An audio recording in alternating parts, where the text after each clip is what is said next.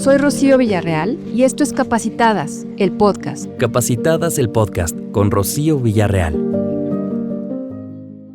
Bueno, pues bienvenidas, bienvenidos, bienvenides. Estamos felices de estar aquí en el primer episodio del podcast de Capacitadas y tenemos una invitadaza que además va a ser nuestra madrina, Raquel Partida. Raquel, bienvenida. Muchísimas gracias por estar aquí. Déjame, te presento brevemente. Muy bien. Raquel es doctora en Ciencias Sociales y licenciada en Filosofía y Letras por la Universidad de Guadalajara. Es profesora e investigadora del Departamento de Estudios Sociourbanos de la Universidad de Guadalajara y coordinadora de la Maestría de Estudios de Género, de Políticas Públicas de Género en Espacios Urbanos, los cuidados del caso de la Ribera de Chapala. También es integrante del Sistema Nacional de Investigadores Nivel 2, es miembro fundadora de la Asociación Mexicana de Estudios del Trabajo, la AMET, de la Red de Investigación Internacional de Género, Trabajo y Vida Cotidiana en España y de la Asociación de Mujeres Académicas de la Universidad de Guadalajara y el Frente de Universitarias Capítulo Guadalajara. Además, Raquel forma parte de distintos grupos de investigación como Trabajo, Género, Tecnologías y en la Universidad de Montreal, en Canadá, y también en temas, participaste en una investigación en Hamburgo, Alemania, en temas de pandemia y del COVID-19, ¿correcto? Correcto. ¿Algo más que me faltó decir, Raquel? De no, bueno, que también soy mamá. Mamá. Que soy mamá. Exactamente. Además de, me gustan mucho las mascotas y también me gusta mucho el hogar y cocinar, Rocío, me gusta cocinar. Me encanta.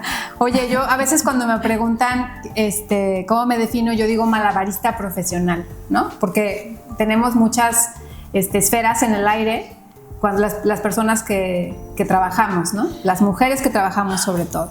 Entonces, Raquel, vamos a empezar de lleno con esta sección que nosotros le llamamos el prelavado, que es, pues hay que prelavar la ropa antes de decidir si se lava a mano o si se mete algún ciclo. Y te tengo un par de preguntas así como para romper el hielo. ¿Cuál es la prenda favorita que tenías en la adolescencia que nunca te quitabas? Vestidos. Me encantan los vestidos. ¿Todavía hoy? Todavía hoy me encantan los vestidos. De mis favoritos, bueno, eran los que tenían que ver con telas de algodón, las telas de algodón, muy cómodas. Ajá. Y también tenía el gusto de usar las faldas en mi época, en una temporada que las faldas se usaban muy cortas en las niñas. Entonces yo empecé a incursionar con la moda Chanel, así se llamaba, que eran debajo de la rodilla, y era feliz yo con mi falda Chanel. ¿Y eran faldas amplias? Eran así, en tabla A, eran así como habla, y con algunos como plieguecitos. Y yo era feliz porque me sentía divina con mi falda realizada, mi falda Chanel. Ah, padrísimo.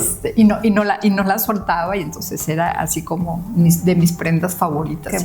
Y la competencia, y porque mis compañeras de la secundaria traían unas mini, y yo era la ridícula que traía mi falda. Ajá. Con mi falda Chanel. Siempre fui diferente.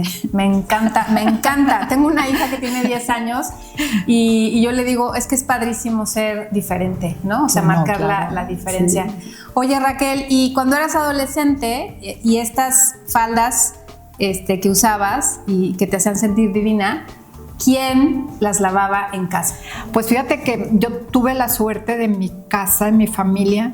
Mi mamá nos enseñó a todos ser independientes económicamente y también cooperar con las tareas domésticas. Entonces todos nos lavábamos con todo. Mi mamá también trabajaba, ella era profesora, ya se jubiló de secundaria, entonces nos enseñó a todos, a hombres y mujeres por igual, a participar en las tareas y las labores domésticas. Entonces lavábamos cada quien su ropa, tenía 12, 13 años, entonces yo era responsable de mi ropa, o un hermano era responsable de la ropa, entonces colaborábamos y era un sentido pues muy práctico de una familia de 6 hermanos, entonces imagínate. no teníamos como que decía, bueno, tenemos a alguien que nos apoye. En ese momento, pues no teníamos quien nos apoyara, entonces nosotros fuimos educados a participar con las tareas domésticas compartidas. Estoy hablando de los 70, 80, entonces imagínate, era un parteaguas. Un parteaguas. Oye, me encanta. Yo te iba a preguntar, ¿cómo fue que te decidiste dedicar o te fuiste dedicando a estos temas de género, de equidad de género y todo esto? Y ahorita me hace todo el sentido lo que me cuentas de cómo fuiste educada. Entonces, tu hermano, por ejemplo, si a él le tocaba el rol de lavar la ropa, ¿lavaba la ropa de todos, de los 6? Todos, sí, de la ropa de cama. Pero también tengo otro antecedente muy lindo, una bisabuela que ella fue también muy innovadora de la época posrevolucionaria. Ella fue médica en una región muy cercana, en un casco de hacienda, a una hora de aquí de Guadalajara. ¿Cómo se llamaba? Felicitas Martínez, mi bisabuela Felicitas Martínez. Y ella era la médica, era como la partera, ayudaba a la gente ahí de las rancherías. Entonces yo crecí mucho también con esa idea de ser autónomas, independientes, indistintamente del contexto histórico que te toque vivir. Mi bisabuela de época posrevolucionaria y de la guerra cristera le tocó ver que sus hijos participaran en la guerra cristera. Tenían que crear mecanismos de defensa, de autocuidado, y bueno, yo vengo de esa línea fuerte de mis ancestras, de autocuidado, de corresponder a un contexto histórico determinado y hacer un poquito más que los demás por un cambio de la comunidad y de la sociedad. Me encanta, Raquel, está padrísimo y se nota, o sea, cómo eres una muestra viviente de estos ancestras que tienes y cómo lo llevas hoy, ¿no? Oye, y bueno, para entrar ya en el tema, vamos a empezar a tallar a mano. Y pues la idea del podcast es hablar de todo lo que está alrededor del trabajo del hogar. Es una propuesta para invitar a que vengan mujeres trabajadoras del hogar o personas trabajadoras del hogar. No estamos cerrados a que solo sean mujeres. Y que nos cuenten su historia, que nos cuenten su vida, porque como dice Brené Brown, todas las historias merecen ser contadas, ¿no? Entonces, yo quiero entrar de lleno, Raquel, con una pregunta que te tengo, como la amplia investigación que tienes y cómo dominas el tema alrededor del trabajo del hogar, que es, apenas hace 3 años se empezaron las modificaciones en temas de legislación, el trabajo de legislación para regular el trabajo del hogar. Hoy por hoy, muchos empleadores no lo saben, es ley, es darles seguridad social a las personas que trabajan en nuestras casas y todo lo que tiene que ver con Infonavit y los temas de derechos sociales. Sin embargo, en Jalisco, menos del 3% de personas trabajadoras del hogar están registradas en el Seguro Social. La pregunta concreta, Raquel, es ¿qué nos falta para dar ese brinco en el tema?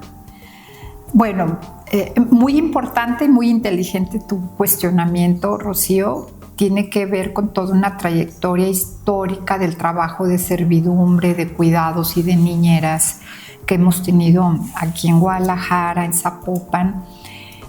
Recientemente acabamos de terminar un capítulo de un libro para el Colegio de Jalisco que se llama, que tiene que ver con las nanas nodrizas en Guadalajara a principios del siglo XX,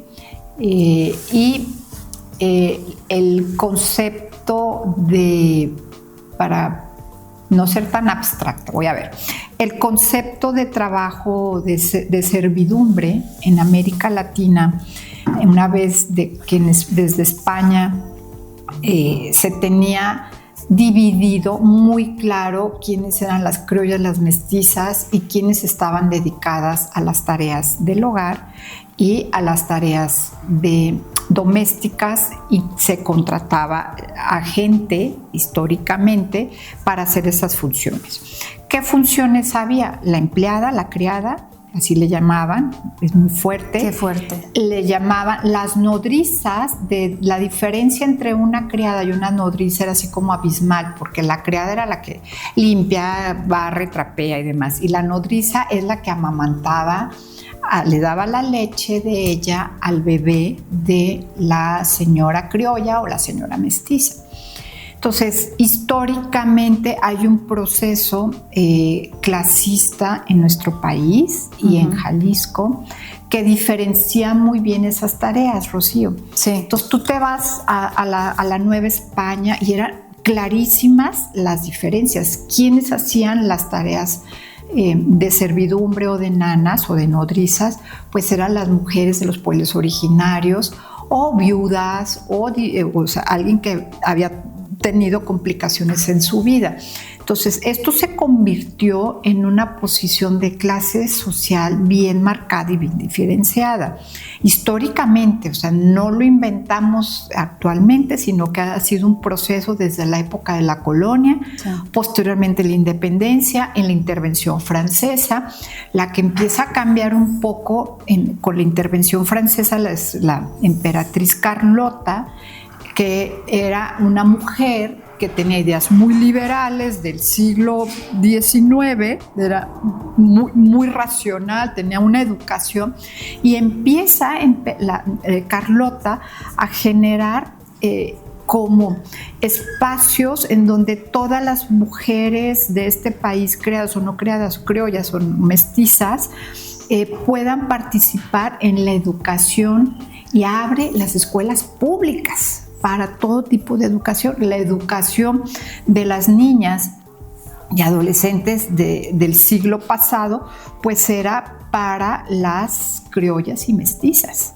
Entonces, las que no estaban pertenecientes, el colegio tenemos aquí un antecedente de un convento que son las hermanas Clarisas, que están en el centro de Guadalajara, que es uno de los conventos más importantes de toda América Latina.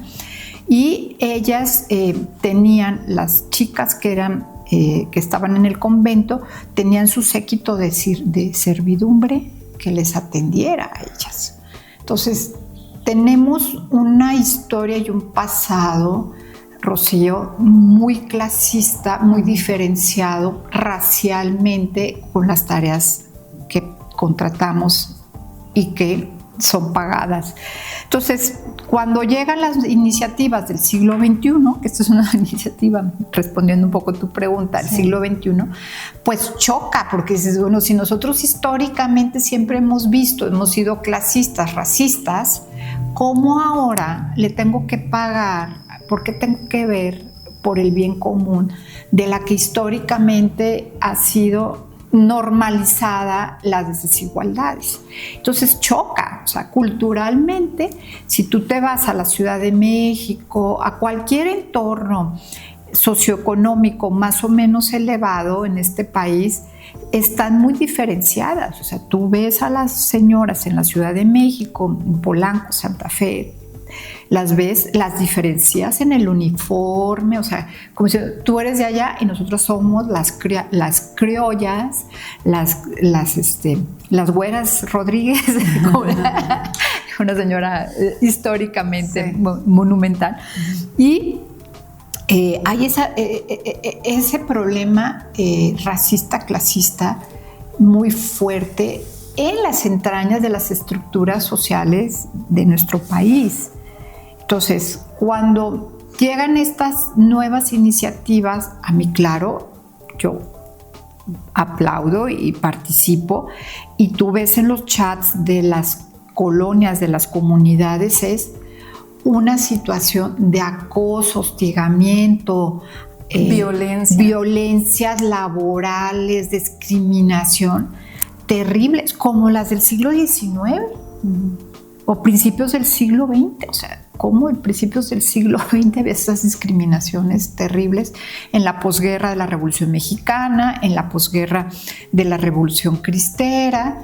Entonces, hay todo un movimiento en donde las que tienen el poder económico, cultural y que son aceptadas porque son las que se casaron bien, que están bien organizadas en su estructura, entonces ellas les hacen un favor a estas trabajadoras, a la empleada, les hacen un favor. Es que ella me robó, yo le estoy haciendo un favor darle el empleo.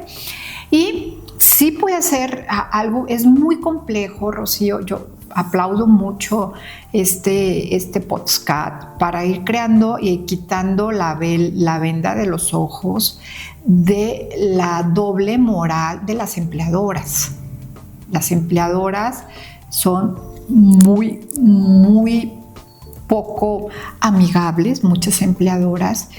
No digo que todas, porque no sé de historias exitosas de que las adoptan dentro del cuadro de familia y cuidan de toda la familia, las cuidan, y o sea que hay una cuestión de reciprocidad, pero el 90% de la gente que contrata a las ayudas domésticas pues no son muy empáticas con las trabajadoras del hogar, y es como exigirles, pedirles y no dar, ¿no? Entonces yo le estoy haciendo un favor, yo le estoy empleando, ella tiene que hacerme las 8 horas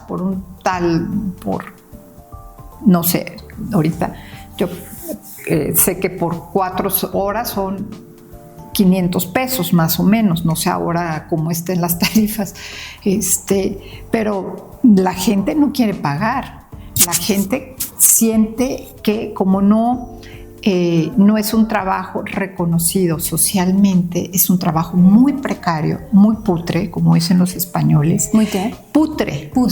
Como muy, muy, muy terrible. Sí. Entonces no se merecen condiciones que sean dignas, que sean de iguales, porque si históricamente mi abuela y mi tatarabuela que teníamos, entonces, porque pues es la empleada, es la menos, la de menos, ¿no? Con esta iniciativa de cambio de reforma laboral que hubo, que fue muy atinada, yo sí aplaudo eso, pues va a llevar un proceso de cambio de que la gente diga, si quiere fidelidad conmigo, con mi familia, pues yo también le doy toda la fidelidad y el compromiso y la estabilidad, ¿no? Hay familias que las ocupan de los 8 días de la semana, o sea, salen un ratito, de sol a sol. O sea, de sol a sol. Y no dejan a ver a sus familias, no dejan ver a sus hijos, y hay toda una cadena en esto. ¿Quién cuida, si son mamás, quién cuida a los hijos de ellas? Eso es un problema muy complejo. Y las criollas o mestizas, hablando del siglo XIX, pues a mí no me importa, o sea, tú resuelve tu tema. Oye, que se enfermó mi hijo, que la escuela, entonces ellas acuden a las abuelas, a las primas o alrededor de su comunidad. Investigación que hicimos en el 2016, Rocío, y te comparto, que a mí me rompió el alma porque hay una comunidad muy cerquita aquí de Guadalajara, un municipio que se llama Poncitlán. Lo conozco. En Poncitlán, ahí hicimos una investigación para ver el tema de por qué había mucha gente inmigrando de Poncitlán a Guadalajara. Bueno, y Poncitlán pues nomás tenía una fuente de empleo muy importante, que son los dulcemontes, los besitos de un osito. Entonces, si no estabas en eso, se venían muchas chicas a trabajar a Guadalajara como empleadas domésticas. Y entonces nos encontramos una pauta que fue muy terrible. Y no había ni preparatoria, o sea, terminaban la secundaria y ¿qué hacías? Ya no había nada más que hacer. No, o te embarazabas. O te ibas a trabajar. ¿A la fábrica? O a Guadalajara. Entonces, lo que hacían estas chicas, si no quedaban embarazadas, bueno, pues la oportunidad está a 40 minutos de Guadalajara, se venían a trabajar a Guadalajara. Y bueno, y algunas, eso a mí me llama mucho la atención ese municipio, porque muchas quedaron embarazadas con los empleadores. Dios. Con los empleadores. O sea, estás diciendo embarazadas. que el empleador sí, las embarazaba. Hay un abuso importantísimo y no se ha registrado en investigaciones sistematizadas. ¿Por qué? Porque vamos a tocar fibras muy sensibles. Es que ella lo provocó. Entonces, hay una historia de abusos sexuales en las trabajadoras domésticas. Puede ser el empleador o el hijo del empleador. Sí. Cuando hay adolescentes que la ven en el cuarto de servicio, pues se les ofrece. Historias mil. Oye, pero... Historias mil, Rocío. Entonces, a mí me cayó el 20 cuando supe de estas chavas. Dice, tenían un problema en el municipio, entonces en 2016, 2017, que no creo que haya cambiado mucho. Tenían un problema de decir, es que tenemos muchos bebés de las muchachas que se van a trabajar a las casas de Guadalajara, y aquí el DIF tenían que hacer el soporte y la contención de hacer de esos niños, de sus bebés. Sigue a Rocío Villarreal en Instagram, @rocioe.villarreal. Capacitadas el podcast con Rocío Villarreal. ¿Cuál fue el hallazgo un hallazgo que lo estás diciendo ahorita es que empleadores... Estamos hablando de 2016. 2016. O sea, hace 9 años. No creo que haya cambiado mucho, Rocío. No me estás diciendo los 30. Hay una evidencia clara de que tenían mujeres de esta comunidad chiquitita, que seguramente se replica en otras comunidades. Pero hablemos en de una muy Poncitlán, chiquita, a 40 que está aquí kilómetros. a 40 minutos de Guadalajara. 2016, una cantidad importante de mujeres trabajadoras del hogar, embarazadas por sus empleadores. ¿Qué siguió con ese hallazgo? O sea, ¿qué pasó? O sea, ¿cómo nadie sabemos de esto? ¿Cómo no fue público? ¿Cómo? Bueno, porque tenemos una doble moral. Entonces, tú como empleadora dices, en mi casa no pasa nada. La provocadora sexual es ella. Entonces, cuando sospechan las empleadoras que hay una situación de abuso sexual o violación sexual, ¿qué sucede? Las despiden y se quitan del problema. O sea, el problema... Déjame decir, y al que deberían de despedir es a otro. Bueno, claro. Vivir así, ¿no? Bueno, claro. Entonces, ¿quién es la provocadora? ¿Quién es la incitadora de mi hijo o de mi pareja? Pues es la mujer. Entonces volvemos a hacer repetimos un esquema ancestral negativo, muy punitivo y muy delicado, y que nadie se atreve a decirlo. Lo dije yo en su momento con las autoridades, lo platiqué, pero nadie le siguió el hilo, porque se empiezan a tocar temas muy delicados, que ese es un asunto intrafamiliar. Entonces, esa es una línea de investigación muy delicada que, ¿cómo evidencias de que te embarazó? Bueno, tienes que ir a la Cruz Verde que te violó, ¿y quién las lleva? ¿Cómo las llevan? ¿Quién las cuida? Se tienen que callar, guardar, tienen a su bebé y lo depositan en sus casas maternas. O si no, los dan en proceso de adopción. Hay instituciones aquí en Guadalajara que reciben para que no aborten las chicas, para que sean adoptados sus bebés. ¿Este trabajo fue publicado? Está en el Consejo Empresarial que se llamaba, era una institución que se llamaba el CESJAL, y que la desaparecieron. Yo con ellos los presenté, con empresarios, con académicos, y se los dije. Y con el secretario del Trabajo y Previsión Social, que en ese momento estaba, y lo analizamos. Pero ¿qué se podía hacer? Era el sexenio anterior, 2 sexenios anteriores, y no se pudo procesar y seguir adelante. Pero sí es una línea muy complicada y muy interesante de seguir. Las violencias sexuales se hacen en los lugares de trabajo. Claro. Y entonces, ¿cómo evidencias? ¿Cómo das el seguimiento cuando son chicas que no están blindadas ni acompañadas por las familias? Que dejan su entorno, Atemajac de Brizuela. Hay una movilidad de las empleadas de los pueblos cerquitas que llegan a la central camionera vieja, que así le llamamos nosotros, Rocío, y ahí ellas ya se movilizan y vienen una vez, se quedan toda la semana y van a sus unidades domésticas, van y regresan. Entonces van y llevan el dinero para sus chiquitos, para sus bebés. También tenemos el caso de que se enamoran, de que son... sí hay una idea muy romántica, desgraciadamente, Rocío, de algunas empleadoras, de algunas empleadas, de unas colaboradoras que se enamoran y sí creen en la telenovela de María de la del Barrio, claro, Rosa Salvaje, todas estas, sí hay todavía, sí, hay esas dices, bueno, ahí están, pero también caen en estos errores que ellas cargan. O sea, el problema son ellas, no ellos. El problema que queden embarazadas las culpan.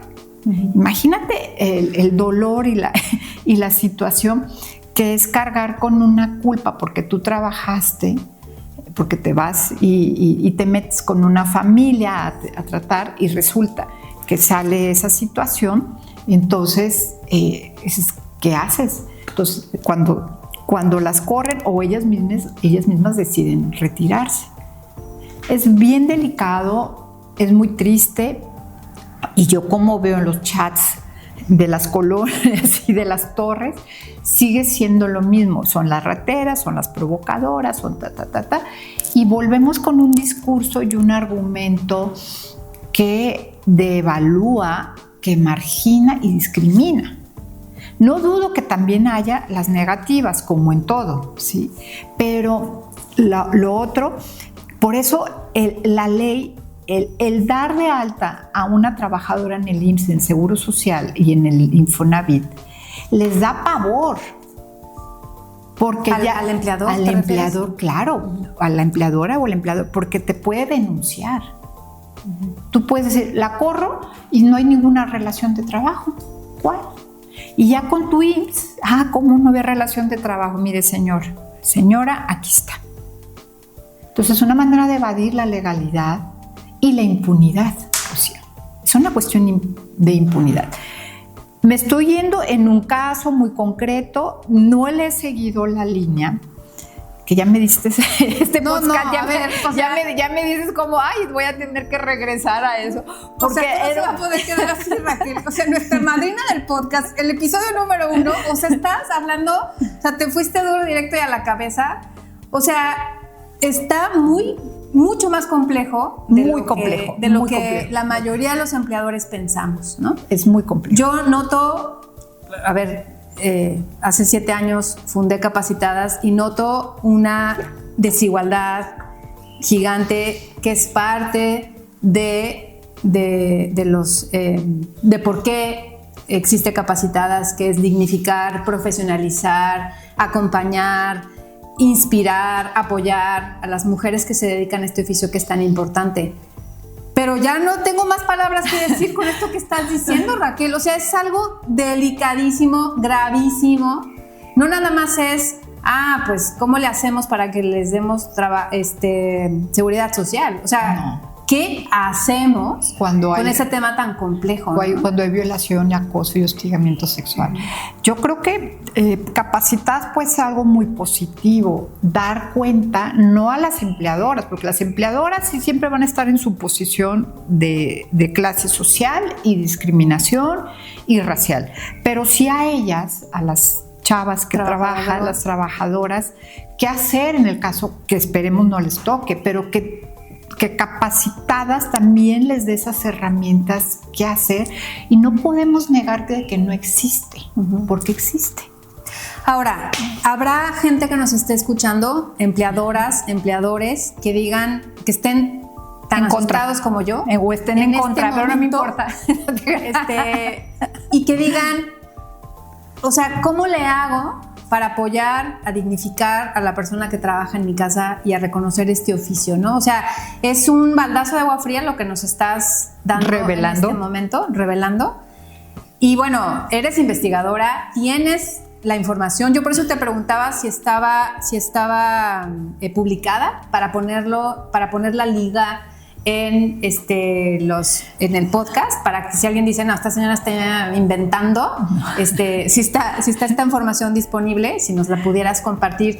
Pero para la gente que tenga este nivel de conciencia, que diga, esto no es posible, y bueno, no se va a lanzar a manifestarse en el centro, etcétera, pero podemos empezar en lo privado, en tu casa, mejorando la relación con la persona que trabaja contigo, que yo siempre digo, no es la que te ayuda, o sea, es tu colaboración, es un brazo, es un brazo, oficio, es el brazo derecho. Sí. Y te lo decía antes de entrar, para las personas que trabajamos, específicamente las mujeres, no podríamos hacer todo lo que hacemos si no tuviéramos el sustento, el soporte y la base de alguien que está en nuestra casa trabajando 7 horas, 8 horas diarias, con unas jornadas y unas actividades muy pesadas, ¿no? Entonces, Raquel, danos algo de luz para las personas. Perdón por la inauguración del podcast, pero a ver. Pero mira, hablo muy poco de estos temas porque no hay los espacios de cobertura y de escucha, ¿no?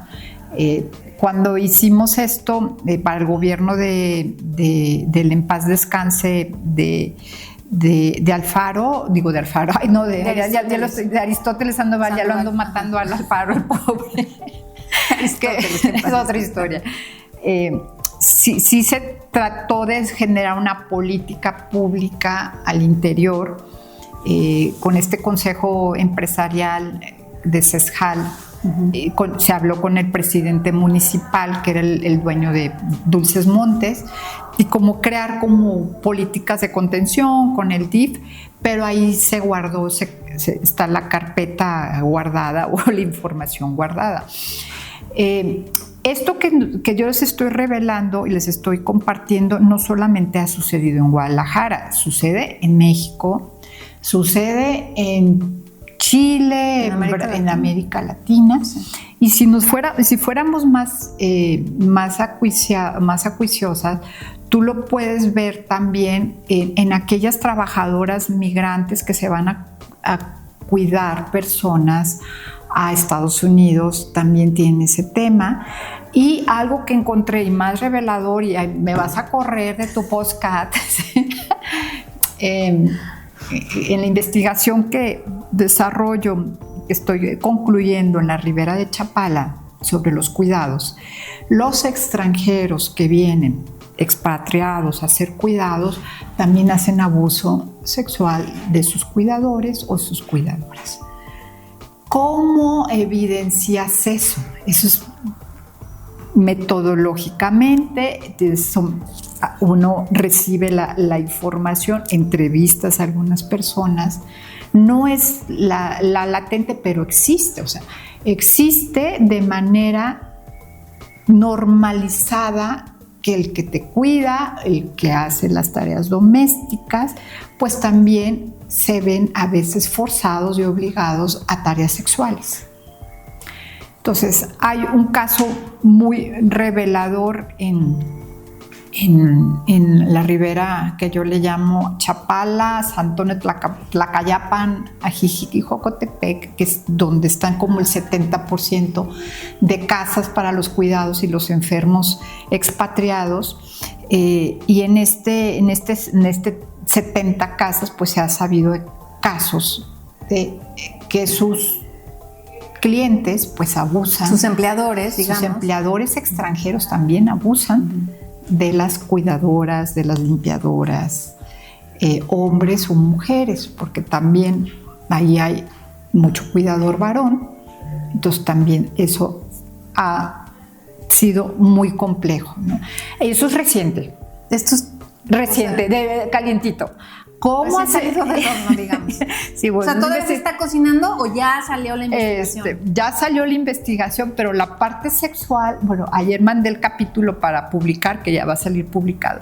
La parte sexual en este momento no lo metí porque me parece como muy delicado y como en una comunidad que se aprecia mucho, que son los expatriados, que viene, hay una derrama económica muy importante, llega la doctora Raquel Partida y demuestra que eso denuncia, digamos. Sí, evidencia y qué más hacer, ¿no? Entonces, quitas la fuente de empleo, entonces te conviertes como en la mala de la película, el hacer conciencia de las empleadas en una situación de cuidados, en un universo muy bien delimitado. O sea, eso lo tengo yo.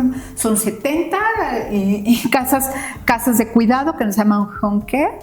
Y los home jobs, o sea, los trabajos en estos lugares, bueno, entonces también encuentro que no nomás es una pauta de los latinoamericanos, también los extranjeros en su poder, es decir, yo me siento fuerte, yo soy el conquistador, el expatriado, también puedo hacer abuso sexual y puedo tener esos favores sexuales porque yo estoy pagando. Es una línea, yo no sé hoy que es tu programa, ¿por qué estoy hablando de esto? No, me encanta.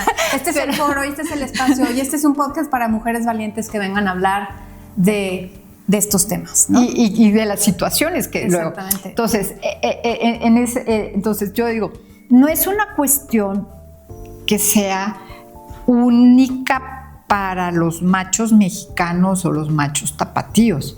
El ver como un botín superior, como un botín de guerra a las mujeres y sus usos en la sexualidad es como generalizado, Rocío. Se hace muy fácil decir es un botín de guerra, las mujeres las uso, las despacho, la corro y se acaba la relación. O en un home care, en estas casas de cuidados, de residencias, pues si hay algún problema, la corremos. Claro. Y nos seguimos recibiendo la pensión del norteamericano o la canadiense. Claro. Y se acabó, cambiamos, nos traemos a alguien de Tuscuezca que está enfrente de la laguna y quitamos a la de Jocotepec.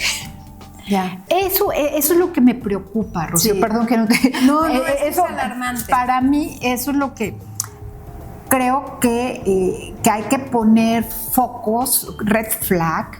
Sí, bueno, no es por encimita esto. O sea, hay una complejidad, hay una desbandada que por involucrarse en el mercado laboral, por sentirse extranjeros o nacionales, con el poder adquisitivo, ¿cómo ven a la mujer como un objeto sexual, como un objeto de empleada, de decir, tú estás aquí para mí? Y eso es lo que no está nada padre y que tenemos que hacer conciencia. La sociedad es muy difícil que tome conciencia, pero las que trabajan en esto, sí decirles, darles las herramientas, Rocío, de qué hacer cuando se vean vulneradas. Y a eso voy. O sea, este espacio seguramente lo van a escuchar empleadores, pero también personas trabajadoras del hogar. Y se me hace muy interesante lo que estás diciendo para ponerlo en la mesa y decir, existe esto, si te pasa no es normal. No es normal. Si te pasa no está bien. Correcto. Si te pasa, denúncialo. Entonces, danos, por favor, cuáles son los pasos a seguir. Primero, ¿qué podría hacer un empleador, una empleadora que está escuchando y decir, aguas, voy a ver si no está pasando esto en mi casa, ¿no? Por un lado. Y por el otro, si una persona trabajadora del hogar o familiar nos está escuchando y sabe que esto le está pasando, ¿qué hace? ¿No? O sea, danos esas dos líneas. Si soy un empleador que te está escuchando o empleadora, o si soy una persona trabajadora del hogar, ¿cómo lo abordamos? Mira, Rocío, muy interesante lo que me planteas, porque que a mí que me encantaría poder llegar un mensaje a los empleadores de que tomen conciencia, que le bajen 2 rayitas a su sentido de ser empleadores y que ser más empáticos, ¿no? Con la gente que colabora. Pero es una utopía de Raquel Partida, porque ese poder adquisitivo que te posiciona, te empodera, de mujeres empoderadas y demás. Entonces nos sentimos como que hacemos y cambiamos el mundo. Me acuerdo mucho de Margaret Thatcher, esta gran mujer, que ella le planchaba las camisas a su esposo y ella cocinaba. Claro. La dama de hierro. La dama de hierro cocinaba y planchaba la camisa de su esposo y nadie más le podía planchar. Entonces, porque bueno, es otro contexto, es Europa en el sentido de que la mano de obra es muy cara allá. Y ella era súper rigurosa y cuidadosa y se peinaba, o sea, todo su autocuidado lo hacía ella. En nuestros países tan desiguales, la mano de obra es muy barata. Entonces tú le pagas a alguien para que te planche y te libere sin condiciones de trabajo. ¿Cómo le haces caer el 20 a un empleador y una empleadora de una situación de injusticia y de precariedad y de explotación? Están explotando. Y de trata de personas y de, bueno, de todos los y de abusos sexuales. O sea, ¿cómo le haces caer? O sea, ¿qué mensaje? Yo también me lo he planteado, Rocío. ¿Cómo le hago ser más empática con las empleadoras de que entiendan que eso no es correcto, que eso no es lo adecuado, que a lo mejor estás en una posición bien como profesionista y demás, pero a lo mejor te puede tocar a ti otra situación y tienes que ser más empática. Es muy difícil cambiar el argumento en una sociedad tan desigual históricamente, tan normalizada con las violencias, que cómo les llegas a partir de un podcast, de algún TikTok, algo que les haga comprender que no es lo correcto. Cuando estaba... Pero déjame interrumpirte tantito. O sea, es que puede ser que ella, la empleadora, ni siquiera esté al tanto de esta situación, sí, ¿no? Ahí voy. Entonces, con las empleadoras viven a lo mejor en una situación de mi vida color de rosa, a mí con que me limpien, me planchen y llegue el jardinero, llegue el chofer, porque es un cierto sector muy ubicado, Rocío, que tiene un servicio completo y demás, ¿no? Y las de clase media, clase alta, muy alta y demás, ¿no? Sí, o sea, perdóname, pero hablamos desde alguien que tiene una persona una vez a la semana en su casa hasta alguien que lo tiene de lunes a domingo de sol a sol, ¿no? Es correcto. Que incluso la Ley Federal del Trabajo avala el trabajo de planta. Sí, porque bueno, en Ciudad de México eso es lo normal, así se traen a las de Oaxaca y zapotecas y las ponen de sol a sol toda la semana. Pero entonces, da igual si eres una persona que tiene contratada a una vez a la semana a alguien que va a tu casa a trabajar, o si tienes lo que decías ahorita, tienen todo un staff de apoyo a su disposición, ¿no? No importa. O sea, lo que importa es estar atentos a esta situación que tú estás planteando. Entonces, ¿cómo le hacemos? ¿Cómo le hacemos? Estos espacios de conciencia, que tomen conciencia. ¿Cómo les quitas la venda de los ojos a este grupo, esta unidad de empleadoras? ¿Cómo les cambias el chip a ese sector que contrata generalmente a este grupo de personas en situación, digamos, de vulnerabilidad? Sí, y es ¿cómo les creas o les das el mensaje adecuado que digan, no es cierto, realmente hay un problema muy serio, voy a tratar de ser más empática. Yo ahí es donde le veo más difícil. Se me hace más fácil con las trabajadoras. Okay, a mí se me hace más fácil con... Ay, perdón. Pero dame tres señales o tres cosas que yo como empleadora debo de hacer si es que quiero darme cuenta si esto está pasando con mi esposo, con mi hijo o con el chofer que trabaja en mi casa. O sea, con los hombres que están alrededor de mi casa y que están en contacto con la persona trabajadora del hogar de mi casa. Dame tres... O sea, me dices empatía, ¿no? Sí, ajá, pero punto número 1, no sé si es pregúntale, cuestiónala, obsérvala. ¿Cuáles son las 2 o 3 cosas que yo tengo que hacer si es que se me están poniendo así los pelos parados como a mí en este momento, que yo no tenía ni idea y que va más allá de que yo esté en mi oficina trabajando o esté jugando golf? Da igual, o sea, aquí no hay juicio, sino cómo le hago para investigar o para identificar si esto está pasando en mi casa, sin juicios, ¿no? Sin juicios, bueno, yo ahí sí, alguien me preguntaba en un podcast de la Ciudad de México, me hacía la misma pregunta. Decía, fíjate, Raquel, que tenemos a una empleada que quedó embarazada de no sé qué, entonces la agarramos, la subimos al coche y nos la llevamos a que abortara. Dios. Y le hicieron abortar. Entonces estaba la empleada bien enojada, la colaboradora, porque le habían hecho abortar. Entonces dije, ¿por qué? O sea, ya ves, como la posición. Yo, además de la empatía, sí hay que tener el red flag siempre en las casas, en donde suceden las violaciones de gente interna, externa, es en la unidad doméstica, en la casa. Cuando hay las violaciones y los abusos sexuales, es el porcentaje alto, 60 o 70, es con los mismos parientes de la casa y demás. Entonces, ¿cuál red flag tiene que tener uno? Como en todo. O sea, cuando tú tienes la responsabilidad de alguien que está a tu cuidado en tu techo, tienes que dar la misma seguridad y la misma protección. Que a tus hijos. Que a tus hijos, claro. Y que a ti misma, que a ¿no? ti misma, claro. Entonces, tú no puedes decir, de la puerta para allá, del cuarto de servicio, son una seguridad y de la puerta para acá es otra seguridad. Entonces, tú tienes que, bueno, una recomendación para las empleadoras, ser como esa parte de cuidado y protección. Si llegáramos nosotros a tomar conciencia cuando empleamos a alguien de decir, cuando entres aquí en mi casa eres de la familia, come lo mismo, haces lo mismo, no hay diferencias y los cuidados, lo que te pase a ti es como si me pasara a mí, claro. Como si fuera un miembro más de la familia.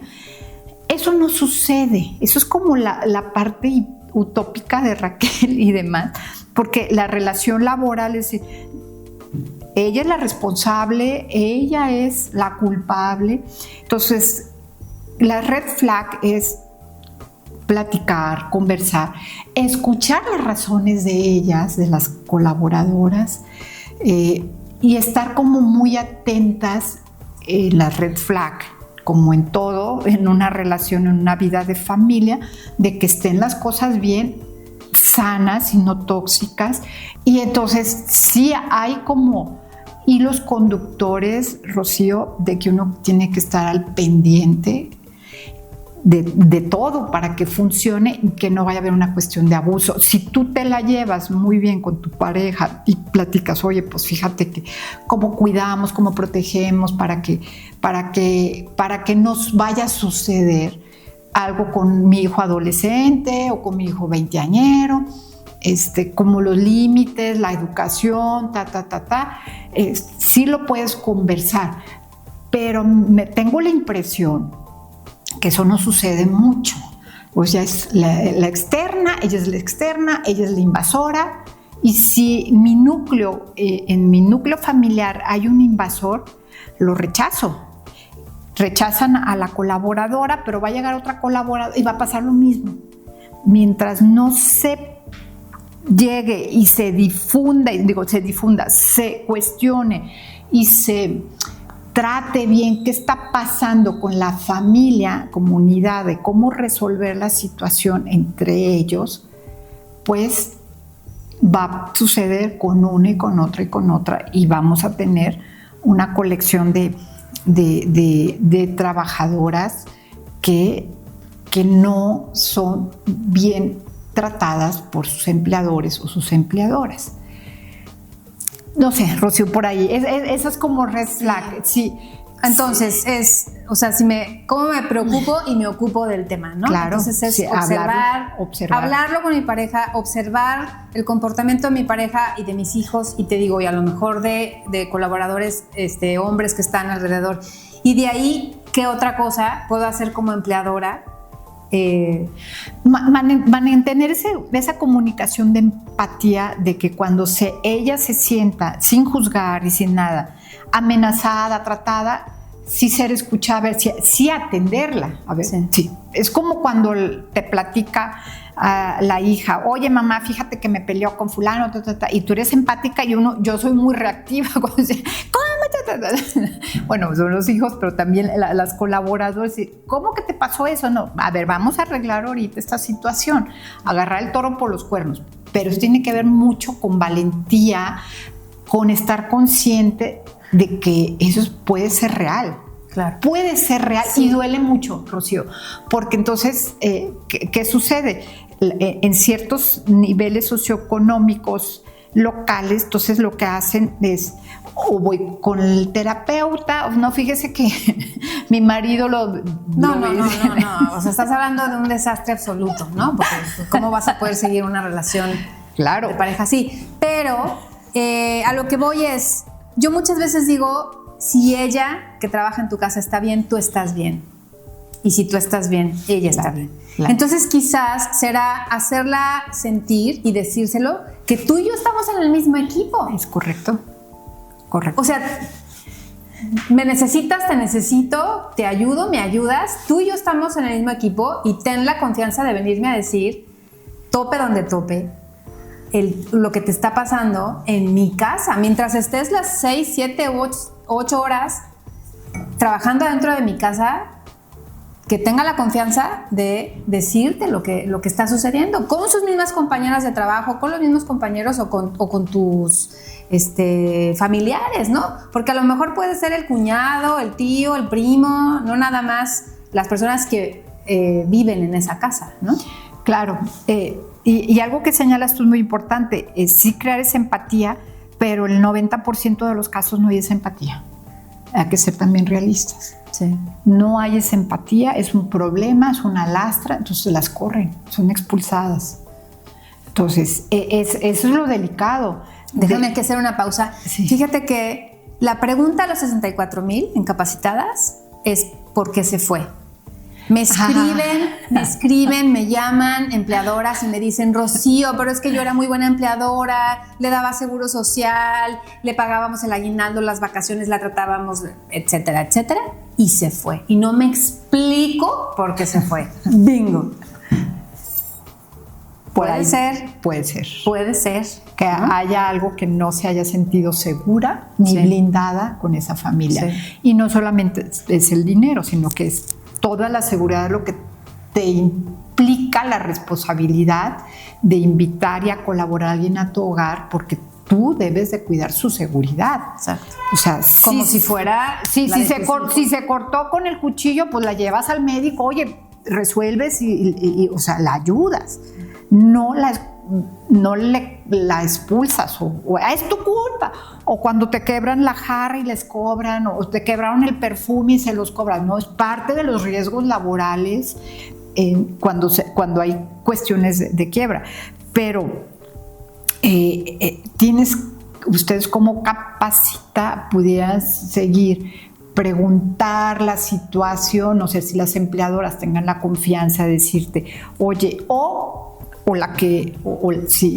la colaboradora que ustedes propusieron, poder como platicar y decir, ¿qué viste? ¿No te sentiste segura? ¿No te sentiste protegida?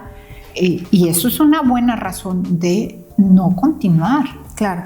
Bueno, nosotros no, me lo piden todos los días del 1 de enero al 31 de diciembre, que nos dediquemos a la colocación, a la vinculación laboral, y la verdad es que me parece una súper responsabilidad. No lo vamos a hacer, no lo hacemos.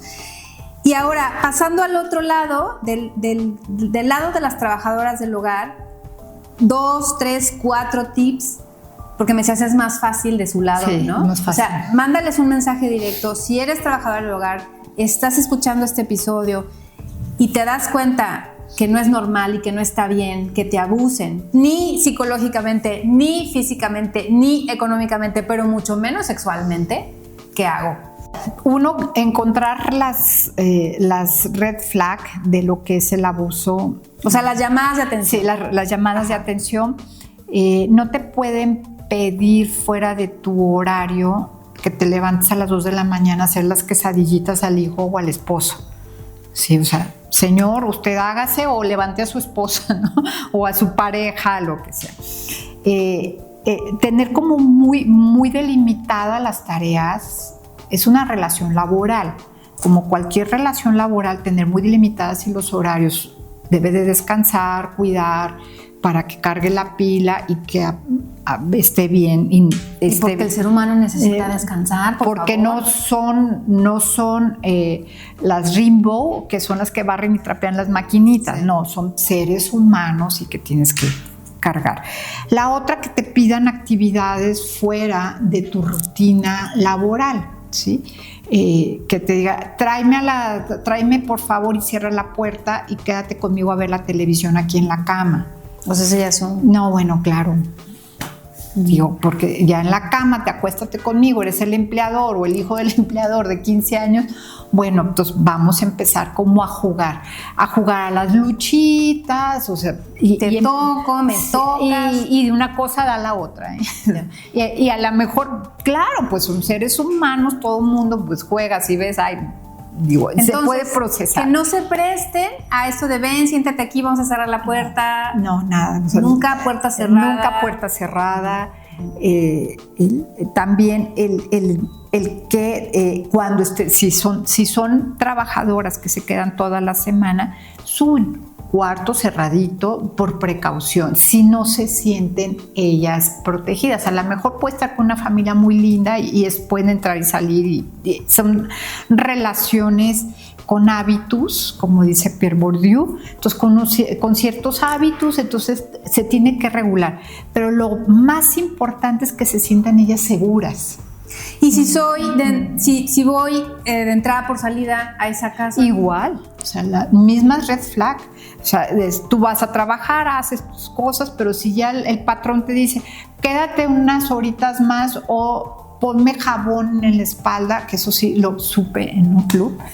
Sí, los trabajadores, sí, que los ponen a los trabajadores tállame la espalda, ponme la loción. Entonces ahí sí, red flag, ¿no? Digo, llamadas de atención. Y el tema, el otro con las entradas y las entradas y salidas es el tema de que luego las acusan de rateras. Es que eso es bien terrible, porque una manera disfraza la otra. Entonces, si hay abuso y demás, es que se robó. Sí, disfrazo el problema de fondo. O sea, ¿cuál es el problema de fondo de que me dejan de colaborar conmigo? Tengo que rastrear. Entonces, yo digo que es más fácil porque ellas, en el momento que no se sienten seguras, dejan el lugar y se van a otro lugar donde sí encuentren un espacio de contención, de cuidado y que ellas puedan entrar y salir y hacer sus actividades sin sentirse vulnerables. Yo no sé en tu línea de empleadoras, aquellas duren más en aquellas que no tengan hombres en casa. Eso sería una buena pauta de seguir. ¿En dónde duran más las colaboradoras? En donde hay... No lo tenemos. Donde hay hombres, mujeres, o donde hay como una familia, una señora grande, donde hay una señora con un niño, con 2 hijos, o sea, donde se sientan ellas... Además, Rocío, tú lo harías. ¿En dónde tú te emplearías? O sea, yo lo haría. ¿En donde me cuente como la contención y cuidada y pueda yo colaborar? A ver, yo lo haría si estoy enterada y si alguien me dijo que esto no es normal, pero si vengo de que mi papá me abusaba, mi hermano me abusaba, mi abuelo me abusaba, pues llego con el empleador y ¿dónde está la novedad? ¿Dónde está la novedad? Esa es otra línea de seguimiento. ¿Cómo haces conciencia? ¿A dónde acuden? Es decir, si normalizaron mi tío, mi primo y demás, y mi manera de participar y de involucrarme en la familia es continuar con lo mismo, es darle las pautas de lo que no es normal. Rocío. Exacto. No es normal, eso no es normal, no está bien. No todas las que vienen a trabajar a Guadalajara, las empleadas, las colaboradoras, todas son abusadas, pero sí vienen de un entorno muy precario. Dame un porcentaje. Muy precario. Sí, dame un número. O sea, ¿qué porcentaje de mujeres trabajadoras del hogar piensas y intuyes que sufren abusos sexuales? Digo, sería muy arriesgado, pero si tenemos una comunidad importante, ahorita no hay el dato de cuántas, fíjate, la data, lo que decíamos, siempre hemos dicho, ¿cuál es el dato de cuántas trabajadoras en el hogar participan en el área metropolitana de Guadalajara? O sea, ¿cuántas hay? No hay el dato. No tenemos el dato. O sea, hay un aproximado en México por el Seguro Social y por el Infonavit. Tú dices, el 3%. Bueno, que de ese 3%... Del 3%, a ver, yo tengo aquí un número que son alrededor de 175,000 personas. Me parece bajo, pero es el número en más área oficial. Metropolitana de Guadalajara. Ajá. En Jalisco, digamos. En todo Jalisco. Y es bajo, sí es bajo. Y menos del 3% están afiliadas al Seguro Social. Son números muy aproximados, ¿no? Mira, sería muy arriesgado decirte el 1%. Aunque fuera el 1%, es delicadísimo. Aunque fuera una. Aunque fuera una. Aunque fuera el 0.05%, es delicado. Sí. Es cómo atacar y cómo decir que eso no es lo normal. Yo te compartía antes de iniciar el podcast que en esta conferencia que me tocó estar el 12 de marzo en Nueva York con la conferencia sobre derechos sociales y de justicia, en el marco del 8M internacional, debatíamos que el problema de los matrimonios infantiles en los pueblos originarios, yo puse el caso de Jalisco, pero entonces vimos el caso de unas norteamericanas en Dakota que pasaba lo mismo. Vimos unas de Bangladesh, unas de Sudáfrica, y dices, algo no estamos haciendo bien como sociedad y como en el mundo. Y muchas de estas chicas que quedan truncadas, que quedan embarazadas y matrimonios forzados, que también las forzan para que se involucren y ser blindadas en el entorno social y cultural. Entonces, lo que hacen, bueno, trabajaban también de meseras en Estados Unidos y sobrevivían en la cuestión de la carrera de servicios o limpiadoras en hoteles, en un Six Six, en un 8, o sea, situaciones así un poco complicadas. Entonces, los porcentajes, no hay un dato global, universal, que nos diga cuántas trabajadoras de este tipo, de esta categoría, que se involucran en el servicio, en el restaurantero, o el servicio hotelero o doméstico, son abusadas sexualmente. No hay el dato. Sí, porque finalmente es algo que no decimos las mujeres, ¿no? No hay el dato. ¿Y cómo lo rastreas? Dice, bueno, voy a hacer, capacita, me presta toda su lista de empleadoras y de empleadas. No te van a decir, no te lo dicen, salvo que haya un entorno de confianza, de seguridad, de decir, oye, sí, fíjate que hay que hacer un trabajo de mucho cocheo, de acompañamiento y demás. Entonces, los datos, pues, que es como muy arriesgado, pero si tuviéramos de esas 175,000, el 1%, que son 17,000, ya es un chorro. Un número, un chorro. Claro. ¿A dónde van? Bueno, no pueden ir a las instituciones de trabajo. ¿Cuáles para ponerlas en el podcast? Yo creo que, ajá, bueno. ¿A dónde voy? ¿A dónde vas? Resulta que me estoy dando cuenta que no es normal y quiero denunciar. Mira, no hay muchos puentes de seguimiento, Rocío. Yo te diría, en la Secretaría del Trabajo, Previsión Social, con nuestra querida Elke Tepper, que es como el puente a estos temas, pero no está legalizado el abuso sexual en los entornos de trabajo. Ya. Entonces te puedes ir a la Secretaría de Salubridad,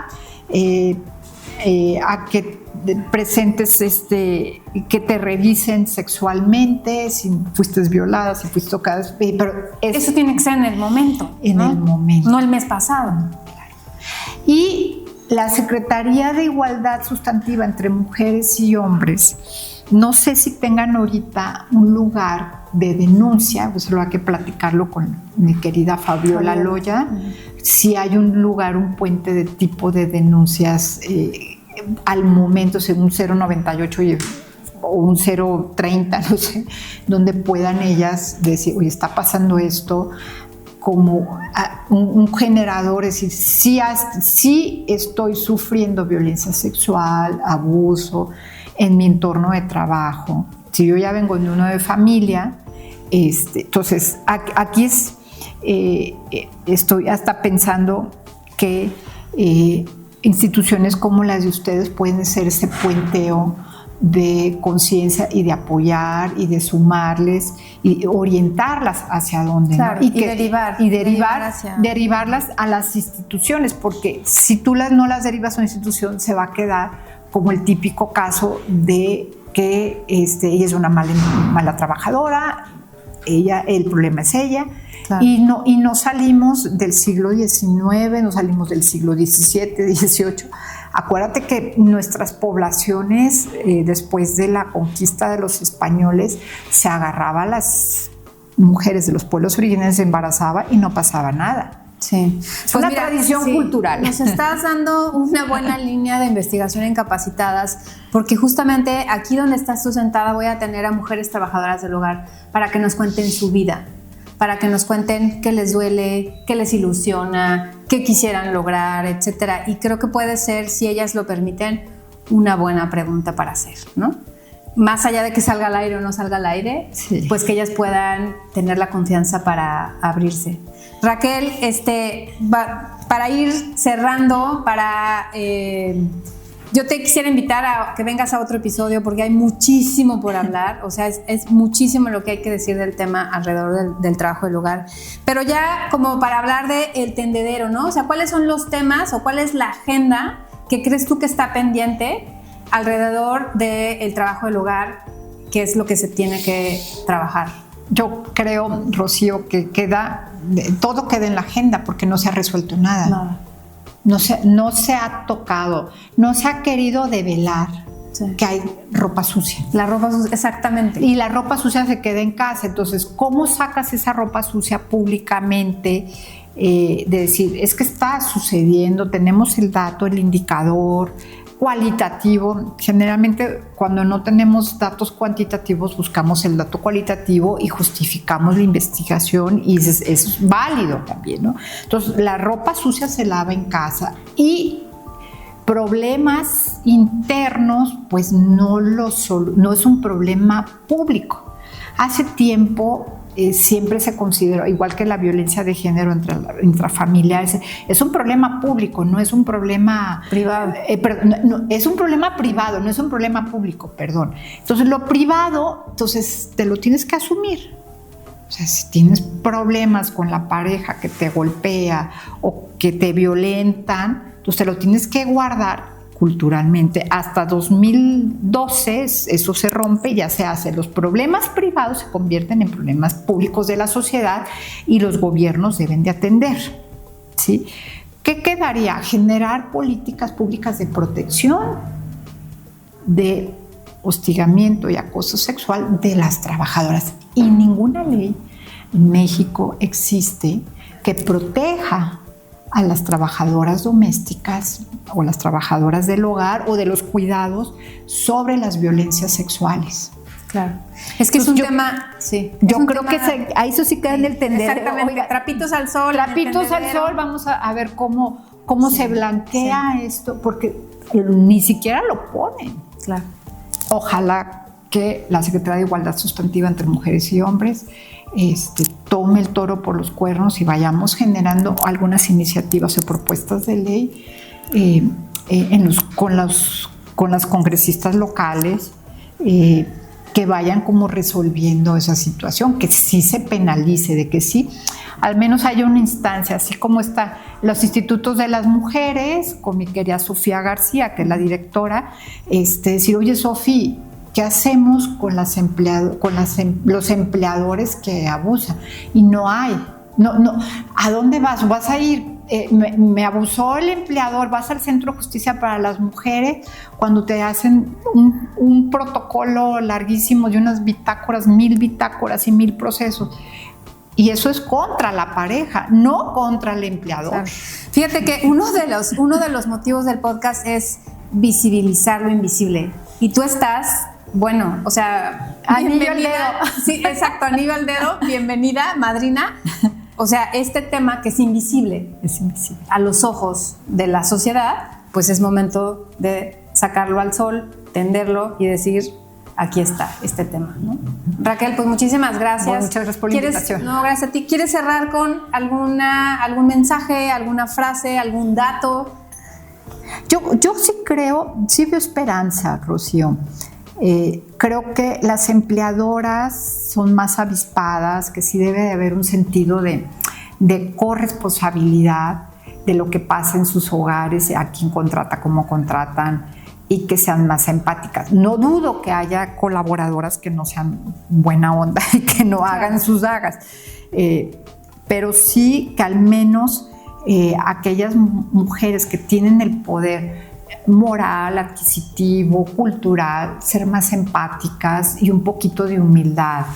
Yo sí apelo mucho a eso de ser más humildes, como decir, bueno, ver... Y estar más atentas, ¿no? Y eso con quien participa en tu colaboración en tu casa. Pero en tu hogar, pues tiene que ser una relación muy sana con tus hijos, con tu pareja, y que bueno, vivimos un mundo loco con 2 guerras, la de Ucrania, Gaza, y es muy difícil que haya esa armonía en las casas, es muy difícil. Entonces, pues es un mundo de locos, y el mensaje es que entre todas, de manera sororaria, pues empleadoras, no empleadoras, hacer comunidad y apoyarnos, porque a cualquiera nos puede pasar. Sí. Si a lo mejor una empleadora que trabaja en un despacho de arquitectos, de ella abusa. O de abogados, claro. O de abogados, y entonces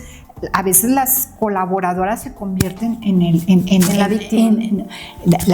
No en la víctima. Las colaboradoras del hogar, cuando hay abuso también en tu institución de trabajo y hay violencia, tú recurres, a lo mejor no es de tu pareja, recurres con tu colaboradora que te está ayudando y te da la contención porque no le puede platicar al esposo. Es todo un círculo muy complejo. Muy complejo. Pues muchas gracias, Raquel. Gracias, de nada. Muchas gracias. Espero haber sido útil. Bueno, pues gracias por acompañarnos. Soy Rocío Villarreal, fundadora de Capacitadas. Gracias por este primer episodio, Raquel. Y bueno, Capacitadas justamente es una organización sin fines de lucro que somos el puente entre la relación que hay entre empleada y empleadora o empleador, y justo lo que queremos generar son relaciones más igualitarias, de amor, de conciencia, y una relación que sea ganar-ganar, ¿no? Entonces, pues esa es una de las razones de ser de Capacitadas, y por eso estamos aquí y seguiremos con otros episodios. Muchas gracias. Este es un espacio que invita a la reflexión, a abrir el diálogo, a poner el tema en la mesa y a hacer visible lo invisible. Capacitadas, el podcast, cada jueves, una nueva historia digna de ser escuchada. Conoce más de Capacitadas en capacitadas.org. Capacitadas, el podcast con Rocío Villarreal.